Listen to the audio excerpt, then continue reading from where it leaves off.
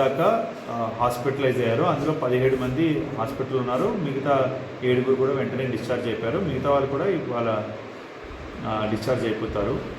ఒక వ్యక్తికి head injury జరిగి అనంతపూర్ గవర్నమెంట్ హాస్పిటల్లో ప్రస్తుతం వైద్యం చేస్తున్నారు. ఆయన కూడా ఎంఆర్ఐ స్కానింగ్లో అంతా నార్మల్గానే ఉంది.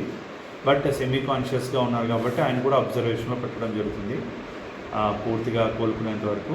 అయితే గవర్నమెంట్ వారు ఈ చనిపోయినటువంటి 4 కుటుంబ సభ్యులకి ప్రగాఢ సానుభూతిని తెలియజేస్తూ వారి కుటుంబానికి ఒక కుటుంబానికి 5 లక్షల చొప్పున ఎక్స్గ్రేషియా కూడా ప్రకటించారు.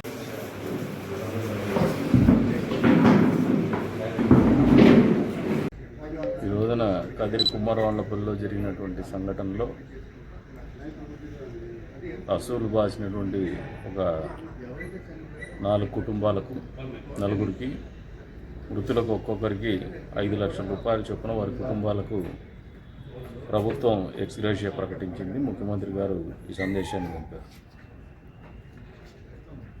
ఇల్లు ఏవైతే దెబ్బతిన్నాయో ఈ సంఘటనలో, ఈ పేలుళ్ల సంఘటనలో, ఆ ఇంటిని కూడా ప్రభుత్వం తరఫున పూర్తి స్థాయిలో వారికి అండదండగా ఉండి మళ్ళీ నిర్మించేటువంటి కార్యక్రమం చేస్తాం.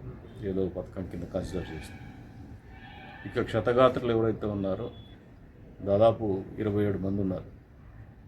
27 మందిలో తీవ్రంగా గాయపడినటువంటి వ్యక్తి ఒక అతను అనంతపురం ఆసుపత్రిలో చికిత్స పొందుతున్నారు.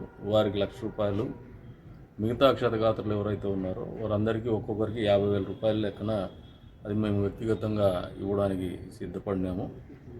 అంతేకాకుండా ఈ సంఘటనలో ఇబ్బంది పడిన ప్రతి కుటుంబానికి కూడా ప్రభుత్వం తరఫున అండదండగా ఉంటామని చెప్పేసి కూడా తెలియజెప్తున్నాం. దురదృష్టకరమైనటువంటి సంఘటన.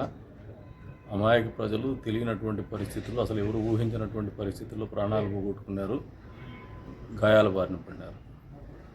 కాబట్టి మా వంతు బాధ్యతగా ప్రభుత్వం తరఫున రావాల్సిందే కాకుండా స్థానిక ఎమ్మెల్యేగా నా వంతుగా ఆ కుటుంబాలకు ఎప్పటికి కూడా అండదండగా ఉంటామని చెప్పేసి కూడా మరొకసారి తెలియజేస్తాం.